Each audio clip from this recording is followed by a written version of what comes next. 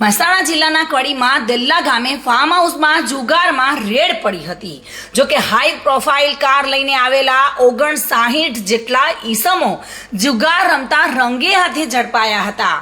જો કે 10 જેટલી મોંઘી દાટ કાર સહિત 59 લાખથી વધુનો મુદ્દામાલ જપ્ત કરવામાં આવ્યો છે। મહેસાણા જિલ્લાના કડી તાલુકાના બાવલુ પોલીસ દ્વારા अलग अलग विस्तार में जुगार तथा प्रोहिबिशन ने लगती कामगीरीमां पोलीस स्टेशनना पीआई RA परमार द्वारा सूचन आपवामां आव्युं हतुं अने ते अंतर्गत डी स्टाफना PSI SK जाडेजा सहितनी टीम अलग अलग विस्तार में पेट्रोलिंग में हती अने ते दरमियान स्टाफना माणसोने माहिती हकीकतने आधारे देल्ला गामनी सीममां आवेला सैयद फार्म में केटलाक ईसमो जुगारधाम चलावी रह्या हता अने તે દરમિયાન જુગાર રમી અને રમાડી રહ્યા હતા તેવી બાતમી મળી હતી અને તેના આધારે રેડ કરતા મોટી સંખ્યામાં જુગારીઓ ઝડપાઈ ગયા હતા।